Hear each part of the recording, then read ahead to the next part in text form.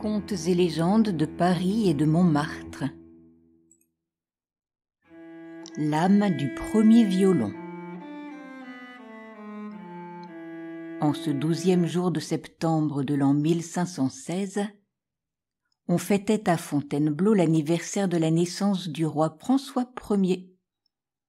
La nuit était chaude, et une brise très douce apportait les senteurs des feuilles de la forêt à peine jaunies par l'ardeur d'un été sur son déclin.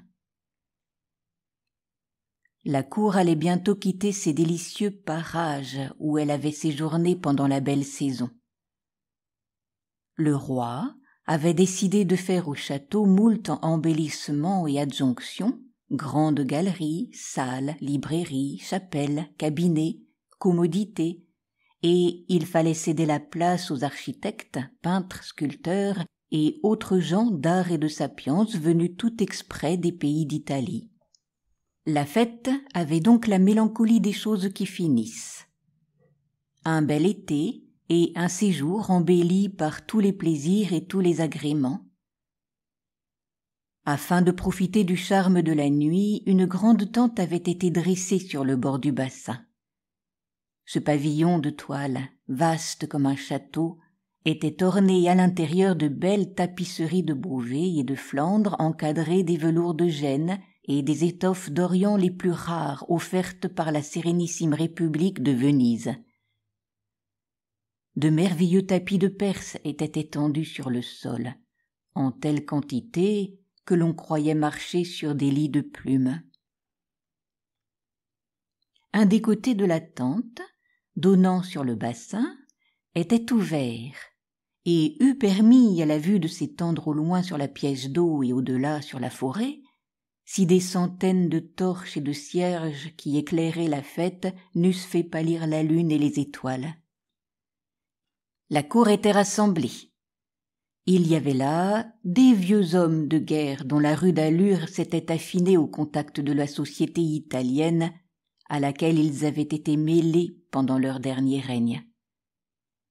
Il y avait de jeunes gentilshommes instruits de tous les secrets de l'élégance, sachant aussi bien manier l'épée ou la lance de joute ou de combat que de composer un poème en l'honneur d'une dame. Il y avait enfin un essaim de femmes plus jolies et plus bravement habillées les unes que les autres. Ce n'était que brocart de soie et étoffes d'or incrustées de pierreries, ajustements de velours, ornements d'hermine et de petits gris, bijoux ciselés apportés par les navigateurs du royaume de l'Inde. Parmi ces dames et ces gentilshommes évoluaient des artistes italiens, autour desquels on se pressait pour les entendre parler de leur belle patrie où venait de renaître la douce civilisation antique.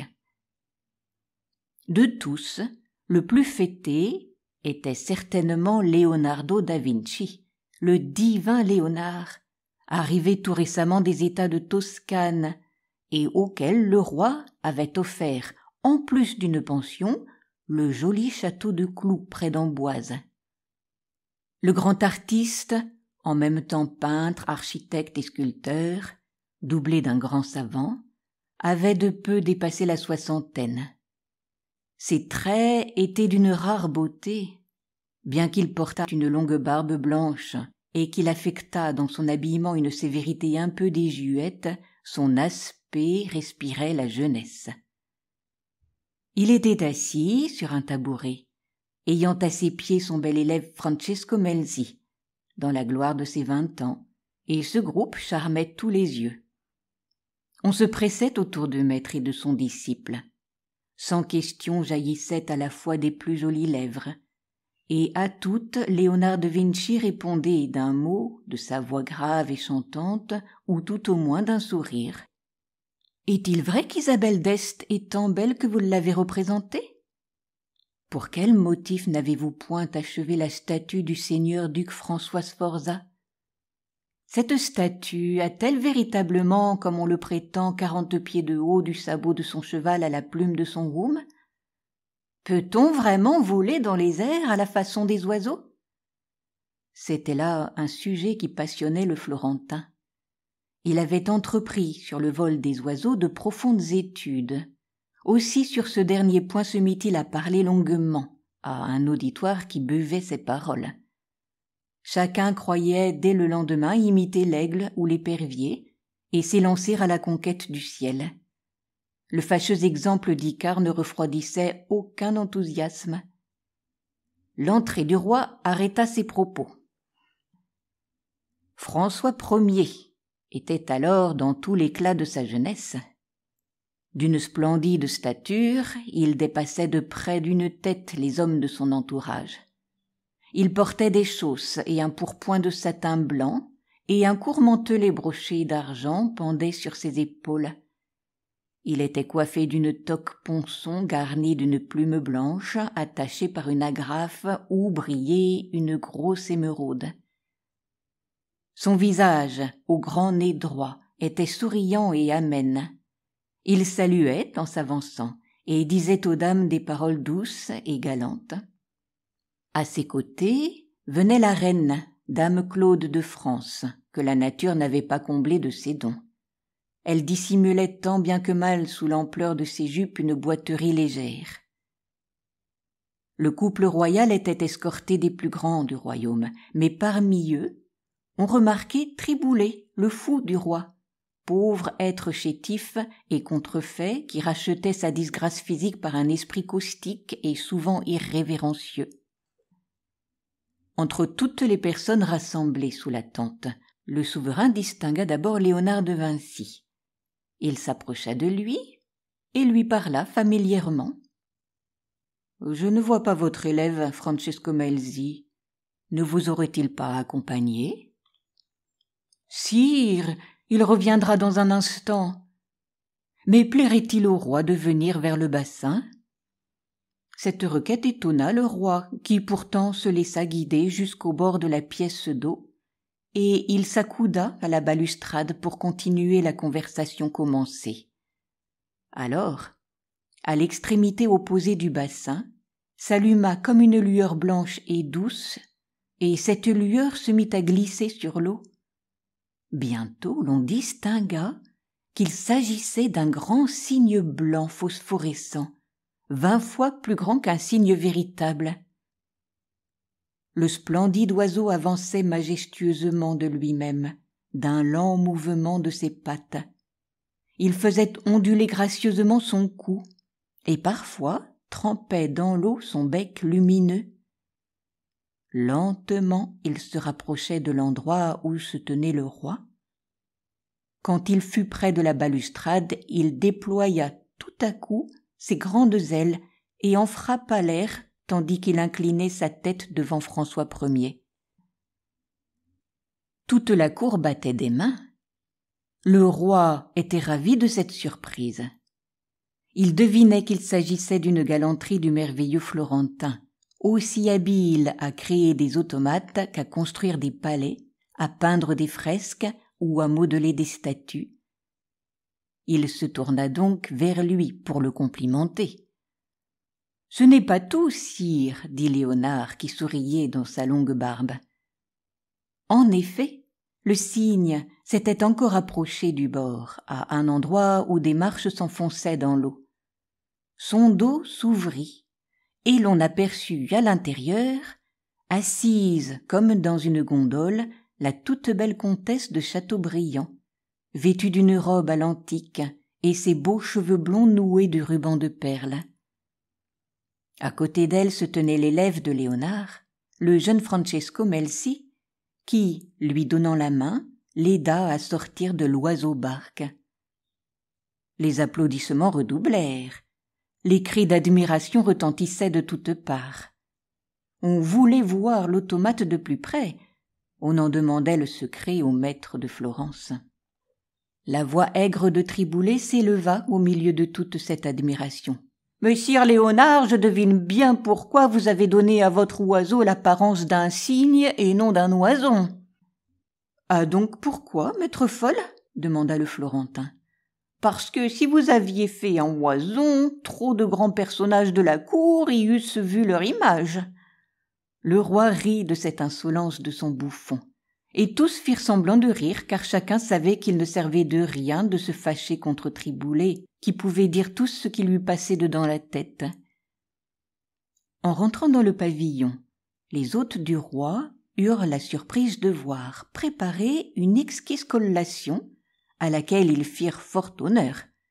Léonard de Vinci se trouvait à la première place, et François Ier tint à le servir de sa main.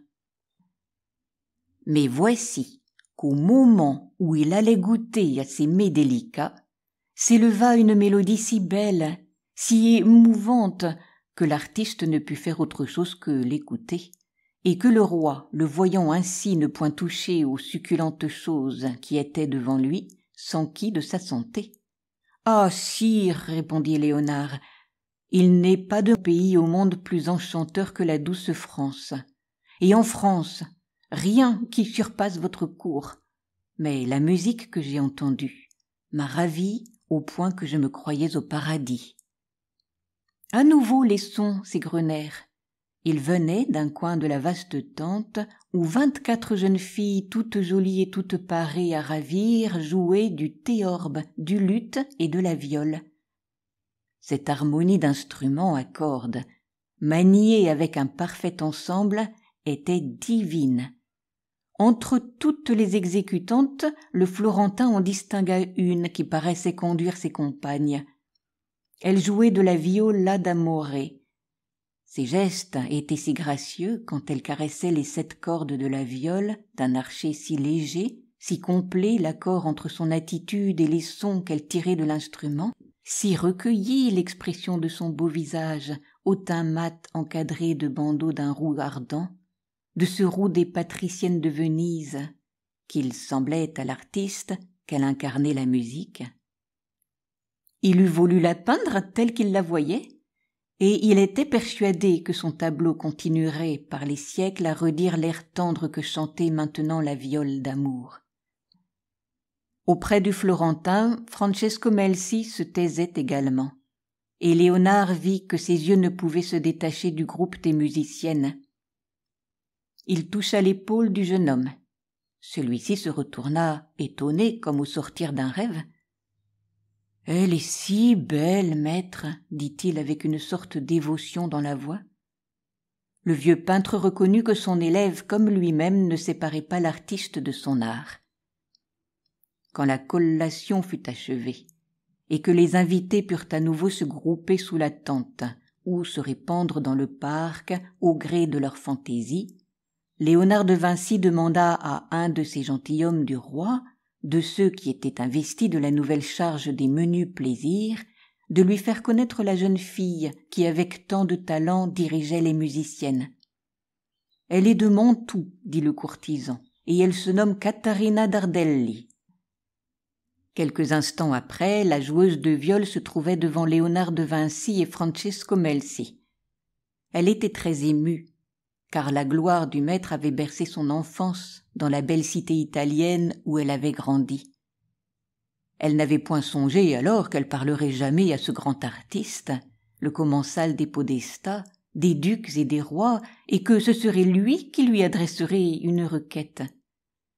Catarina rougit jusqu'à la racine de ses cheveux roux, quand elle entendit Léonard de Vinci lui demander, dans la langue de son pays, « Daignerez-vous, belle jeune fille, venir avec moi dans mon domaine de Cloux, au bord de la Loire, le fleuve majestueux. J'ai formé le projet, si vous y consentiez, de faire de vous un tableau que je destinerai au palais du roi de France et qui aurait pour nom la musique. Oh, maître, que je voudrais vous obéir. Par malheur, je suis retenu à Paris et ne puis m'en éloigner. » Un fiancé, sans doute, interrompit Melzi avec une fougue irritée. « Non, non, point. Je suis venu en France avec mon frère Pietro. Peut-être avez-vous entendu parler de Pietro Dardelli, luthier à Mantoue. » Elle dit ces derniers mots avec orgueil. Elle était fière du noble art de son frère, et elle espérait que sa réputation était arrivée jusqu'au maître florentin vers lequel elle levait les yeux. « Ce nom ne m'est pas inconnu, » répondit Léonard. « Certes, » continua la jeune fille, encouragée par ces mots, « son renom n'égale pas celui des Amati, mais déjà notre père et notre grand-père étaient luthiers à Mantoue. Le noble comte Cossé Priot, un ami des artistes, avait pris ma famille sous sa protection. Il venait passer de longues heures dans l'atelier où mon père construisait ses viols et ses théorbes, et lui-même ne daignait pas de manier la gouge ou le rabot. Mais le comte est mort durant les guerres. Son fils est allé se marier à Vérone. Mon frère malade ne pouvait plus soutenir seul la lutte contre les gens puissants et riches comme les Amati. Alors, il a pensé à venir s'établir à Paris, où l'on a le goût de la musique et où il lui semblait qu'il pourrait se faire une place. « N'a-t-il pas réussi ?» demanda Léonard, intéressé au sort de cette famille d'artistes. « Non, » dit tristement Katharina. « Les musiciens aiment mieux faire venir à grands frais des instruments construits par les luthiers célèbres d'Italie, et ils ne daignent pas visiter la pauvre échoppe de Pietro dans la rue Saint-Paul. Et puis, viendrait-il que Pietro ne peut travailler que lentement? Sa maladie s'aggrave de jour en jour. Alors vous comprenez, maître, que, pauvre et malade, je ne puis le quitter. » « Vous avez raison, mon enfant, dit Léonard de Vinci. Votre histoire m'a profondément touché. Je vous promets que je ne vous abandonnerai pas, et que je ferai pour vous ce qui sera en mon pouvoir. » Léonard de Vinci partit dès le lendemain avec son élève Francesco Melzi pour le château de Cloux, le splendide don du roi. Dans cet adorable pays des bords de la Loire, qui est comme le jardin de la France, le maître florentin vivait parmi ses disciples, et il se plaisait d'autant plus dans son domaine qu'il y retrouvait les lointains bleus de la Toscane et les brouillards de l'Arno. L'artiste, dont l'activité était prodigieuse, travaillait mal depuis son retour de Fontainebleau. Il avait en tête un tableau qu'il ne parvenait pas à réaliser. Il faisait esquisse sur esquisse. Il convoqua les jeunes filles les plus jolies de la région pour lui servir de modèle, mais dès que sa pensée se fixait sur le papier, il s'apercevait que ce n'était pas ce qu'il avait voulu. « Non, certes, disait-il à Francesco Melzi, son bel élève, ce n'est point là ce que je rêve. Celle-là est une jolie fille qui joue de la viole, et ce n'est pas la musique qui s'exprime par un corps et par un visage. » Et Melzi répondait « Non, maître, ce n'est pas cela. » Et leurs deux pensées se reportaient à ce soir de fête à Fontainebleau, et Katharina d'Ardelli était sans cesse devant leurs yeux. La rue Saint-Paul, qui longeait la vieille demeure royale, était maintenant bien abandonnée. Les rois avaient délaissé l'hôtel Saint-Paul incommode et laid pour le Louvre, que le roi François Ier était précisément en train d'embellir et d'orner. Au bout de la rue Saint-Paul, au coin du cimetière qui entourait l'église du même nom, se trouvait une maison qui avait jadis abrité un seigneur de la suite de l'archevêque de Sens, mais qui était devenue le refuge d'une quantité de petites gens, artisans ou clercs. Au rez-de-chaussée de cette croulante demeure, un peu en contrebas de la rue, s'ouvrait un sombre logement composé de 2 pièces et d'un méchant cabinet. Dans la salle qui donnait sur la rue et qu'éclairaient, outre la porte, 2 fenêtres basses, on pouvait voir, quand l'œil était habitué à la demi-obscurité qui y régnait, un établi d'ébénistes, des morceaux de bois épars en tous sens, des cordes de luth, des outils d'acier, et il se dégageait de tout cela une odeur de vernis pénétrante et tenace. Au mur étaient pendus des luths, des théorbes, des viols et des cithars, dont les bois au ton fauve accrochaient doucement les pâles rayons du jour.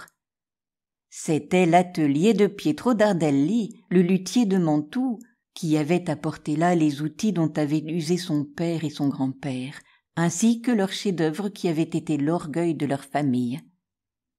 En ce moment, assis à son établi, le jeune homme, il n'avait pas 25 ans, travaillait à construire une viole de gambe. Ce travail l'absorbait, et les couleurs de la fièvre animaient ses joues. Doucement, délicatement, amoureusement, il sculptait la table d'harmonie, amincissant certaines places, ménageant les épaisseurs selon les règles savantes qu'il avait dans la tête et qui étaient le produit de l'expérience des générations disparues. Un pli soucieux barrait son front, comme s'il n'eût pas été content du résultat de son labeur. Et pourtant, il s'y acharnait. De temps à autre, il portait son ouvrage près de la fenêtre, l'examinait minutieusement, puis revenait prendre une gouge, et, à tout petit coup, rectifiait une imperceptible erreur. C'est dans cette occupation que le surprit sa sœur, Katharina, qui rentrait de faire des acquisitions pour leur modeste souper. « Comment te sens-tu, Pietro » demanda la jeune fille, qui, bien que la cadette de 2 ans, enveloppait son frère d'une affection maternelle. « As-tu toussé ? Te sens-tu lasse ?» Pietro leva la tête et sourit à sa sœur. « Tu sais bien, ma Catarinetta, que lorsque je travaille, je ne souffre pas. As-tu vu dame Brigitte, et sais-tu si elle veut toujours acheter le théorbe pour madame d'Angevilliers ?» La figure de la jolie Katharina se rembrunit. Elle eut un geste de découragement bien bref, mais qui point n'échappa au regard de son frère. « Non. Je crois qu'il faut renoncer à cette vente. Madame Brigitte en était désolée car elle nous aime bien, mais sa maîtresse a un autre instrument en vue. Et tu sais, ces grandes dames sont capricieuses, un instrument provenant d'un des grands ateliers d'Italie. » « C'est naturellement un théorbe d'Amati qu'elle veut acheter, » ricana le luthier. « Toujours, même à Paris, nous rencontrerons Amati. Ces instruments sont-ils donc supérieurs aux miens ? Ont-ils un son plus net, une résonance plus profonde, des harmonies plus délicates ?» Voyant qu'il s'énervait, Katharina prit une viole qui reposait sur une table, le dernier travail achevé par son frère. L'accorda, puis son archet se promena sur les cordes et elle en tira la jolie canzonetta de primavera que Després avait composée lors de son arrivée en Italie. Le pauvre malade écoutait cette musique comme ravi, en extase. Quand sa sœur eut fini de jouer, il hocha la tête. Oui, le son de cet instrument est beau, il est profond, ses résonances sont pleines. Et pourtant il y manque quelque chose. Il ne rend pas la plainte de la voix humaine. Si je savais réaliser ce que je rêve, j'aurais créé le plus merveilleux des instruments de musique que rien ne viendrait détrôner. Je serais le premier luthier du monde et nous serions riches, très riches. Et tu ne serais plus obligée, ma pauvre Katharina, de travailler comme tu le fais. » Une quinte de toux vint interrompre Pietro. Il porta ses 2 mains à sa poitrine que ravageait un feu intérieur. La sueur coulait sur son front. Doucement, sa sœur l'essuyait en essayant de le calmer par ces mots de douceur éternelle dont les femmes savent bercer les souffrances. Quand la quinte fut passée, Pietro se trouva faible et harassé. Il tenta de sourire à Katharina, d'un sourire bien triste et bien découragé. « Tu vois, ma chère petite sœur, que ce n'est pas moi qui créerai ce merveilleux instrument auquel je pense. Pourquoi te décourager ainsi, Pietro ? Les bons jours reviendront après les mauvais. Le maître Leonardo da Vinci m'a promis de ne pas nous abandonner. Il tiendra sa promesse. Il peut tout pour nous. Songe-t-il seulement encore à 2 pauvres Mantuans, lui qui vit dans la gloire et la beauté ? Il n'avait pas fini de parler que la porte s'ouvrit et qu'un grand vieillard un peu voûté, appuyé sur l'épaule d'un jeune homme, descendit les marches venant de la rue. Katharina se précipita au-devant de lui en criant « Maître, maître, vous ne nous avez pas oubliés ?» Et montrant Pietro, elle ajouta « Voici mon frère. Je lui disais à l'instant même que nous pouvions compter sur vous. » Le Florentin fut ému de la confiance de ces 2 êtres en même temps qu'il avait grand pitié de leur peine. Il discerna notamment sur le visage de Pietro les signes d'une maladie à laquelle nul ne résiste. Il vit l'indigence de cet intérieur des 2 enfants abandonnés sans soutien dans une grande ville, et plus encore la détresse de l'artiste, humilié par l'échec de ses espérances. En connaisseur, il examina les instruments achevés qui attendaient la vente et que personne ne venait chercher dans ce pauvre taudis. Il les palpa, les retourna, en apprécia le fini, la beauté. Il caressa de la paume les caisses de résonance, les crosses recourbées, fit chanter les cordes, Puis il vint à la viole dont Catarina jouait quelques instants auparavant, et il demanda à la jeune fille de bien vouloir l'essayer devant lui. À nouveau, la canzonetta da primavera résonna, limpide et fraîche, éclairant la pauvre échoppe comme d'un rayon de soleil d'Italie. Quand Catarina eut fini de jouer, des larmes coulaient des yeux du maître. Il prit la viole de ses mains et dit à Pietro : « Quel chef-d'œuvre qu'un instrument qui peut évoquer tant de choses !» Devant ce compliment, Pietro sentait renaître sa fierté et son courage. « Maître, si cet instrument est beau, il est loin d'être parfait. Je songe à une viole plus courte, plus droite, et n'ayant que 4 cordes. Les sons en seraient plus purs, n'étant pas alourdis par tant de résonance, et je crois qu'avec cet instrument-là, on atteindrait à la perfection. » Il sortit d'un tiroir des esquisses, des croquis, des coupes, qui montraient une connaissance approfondie de son art. Longuement le maître les examina. N'avait-il pas lui-même jadis construit un luth d'argent pour Ludovic le Maure ? « Je crois comprendre votre idée, » dit le maître de Florence. « Elle me séduit. Dans quelques jours je reviendrai, et je vous apporterai les épures de l'instrument auquel vous songez. À une condition cependant. »« Laquelle ?» demanda Pietro, ravi et maintenant anxieux. « Je souscris d'avance à tout ce que vous pouvez exiger. » « C'est que vous me vendez le premier instrument que vous ferez d'après mes dessins, et que vous me permettrez d'en acquitter le prix tout de suite. »« Je ne puis, maître. » « Vous avez accepté mes conditions. Vous ne pouvez pas vous dédire. » Tout en parlant, Léonard déposait une bourse bien garnie sur un coin de l'établi. La protestation de Pietro s'étouffa dans un nouvel accès de toux. Catarina accompagna jusqu'à la porte le grand artiste et son élève. Elle ne savait que balbutier des remerciements. « C'est moi qui serai son obligé. Son idée bouleversera tout ce que nous savons en musique. » Quand elle fut revenue auprès de son frère, Catarina était pénétrée de reconnaissance envers Léonard. Mais c'était l'image du beau Francesco Melzi qui brillait dans son cœur, et le sourire qu'il lui avait adressé, et le gracieux geste de sa main quand il s'était éloigné. Tandis que Léonard, retiré à doux, délaissait ses pinceaux, travaillait à dégager les formules esquissées par le jeune luthier et à tracer des épures, Pietro avait vu son mal s'aggraver. Il ne faisait plus rien, une viole commencée restait inachevée sur son établi, et un luth attendait en vain sa dernière couche de vernis. « Le maître a eu pitié, » répétait-il constamment. « Il a eu pitié de moi par affection pour toi. Il m'a fait l'aumône de son or, comme il m'a fait l'aumône d'une illusion. » Malgré les paroles si douces de Catarina, malgré les soins de tous les instants, la fièvre ne laissait pas le jeune homme. Tantôt, en dépit de la fraîcheur de l'automne, il allait et venait à peine vêtu. Tantôt, enveloppé de couvertures, il claquait des dents, pelotonné devant le feu.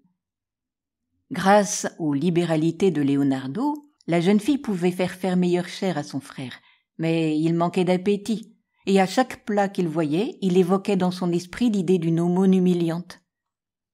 Or, au bout de 15 jours, Léonard et Melzi revenaient. Précisément, Pietro sortait d'une crise, et il était dans ses plus mauvais jours. La vue du maître le rétablit, comme par enchantement.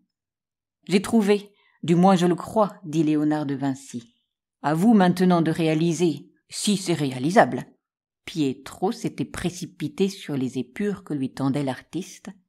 « C'est ça, » disait-il transporté d'enthousiasme, « c'est bien ça, le manche assez long, terminé par la croche de ses 4 chevilles, le chevalet, la table et les ouïes, et surtout la forme fine, longue, légère. Combien de temps vous faut-il pour construire cet instrument ? » « 1 mois. Dans 1 mois, je vous le livrerai, » s'écria le jeune luthier dans le ravissement.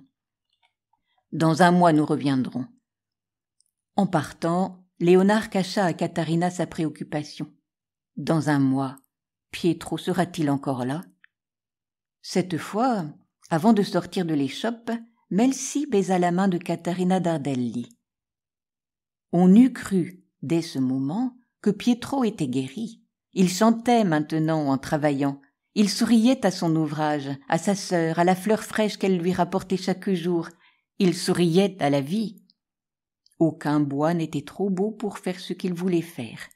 Aucune précaution trop grande pour ajuster les pièces. Entre des centaines, il choisit les cordes. Il monta le sol, le ré, le la. Pour la chanterelle, le mi, dont le son devait être si haut et si pur que seule pourrait lui être comparée la voix des séraphins, il prit une corde si ténue qu'il semblait incroyable qu'elle ne cassât pas tandis qu'il l'attendait. Au bout de 3 semaines, l'instrument était prêt. Il l'avait essayé. Ce fut pour lui et pour sa sœur un émerveillement, tellement était belle l'harmonie qui en sortait. Pourtant, il se refusa à ce que Katharina en tirât autre chose que des accords. L'instrument nouveau, le chef-d'œuvre de sa vie, devait chanter son premier chant devant le maître. Pietro se mit à attendre. Mais ses forces le trahirent. Un soir, la toux le reprit, une toux plus douloureuse, plus rauque que jamais, et ses lèvres se teintèrent de sang. Katharina dressa dans l'échoppe le lit de son frère à côté du feu doux auprès duquel séchait son œuvre. Chaque jour, Pietro toussait plus cruellement. Chaque jour, il s'affaiblissait davantage, et sa sœur devait constamment prétexter des courses dans la rue ou dans les chambres pour qu'il ne la vît pas pleurer. Puis, elle revenait reprendre sa garde auprès du malade en essayant de le distraire par des contes ou des histoires. C'est ainsi qu'en une fin de journée de décembre, les trouvèrent Léonard et Melcy. Il faisait sombre dans l'échoppe, et seule la lueur du feu éclairait l'intérieur. Le jeune luthier ne pouvait pas parler, mais il sourit aux visiteurs et leur montra l'instrument achevé. Alors, Katharina le prit dans ses mains et se mit à jouer la canzonetta da primavera. Jamais, jusqu'à ce jour, oreille n'avait ouï chose aussi belle. Cela dépassait toute imagination. C'était si merveilleux que les 2 artistes et le malade pleuraient de douces larmes en écoutant ce chant comme celui d'une voix humaine. On entendait le frémissement du vent dans les peupliers, le murmure de la source, le saut des elfes des Pizzicati, puis, sur la chanterelle, la plainte d'une âme qui pleurait le printemps évanoui. À la dernière note de la mélodie, il y eut un craquement faible, une note plus haute. La chanterelle était brisée. Les yeux se tournèrent vers Pietro. Il était immobile. Avec la dernière note, le luthier avait rendu le dernier soupir. L'âme du jeune artisan s'était envolée avec l'âme du premier violon. Dans une salle du musée du Louvre, on peut voir un tableau qui représente une femme divinement belle qui joue du violon. Ce tableau est de Francesco Melcy. Celle qui peignit était sa femme Catarina Dardelli, qui joua la canzonetta da primavera sur le premier violon devant Léonard de Vinci, le grand Florentin. Cet instrument, établi sur les données du maître, avait été construit dans une pauvre échoppe de la rue Saint-Paul par le petit luthier de Montoux, Pietro Dardelli.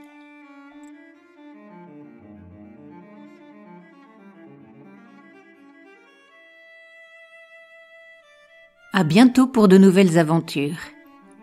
Vous pouvez retrouver Histoire et Poésie sur ma chaîne Entendre lire.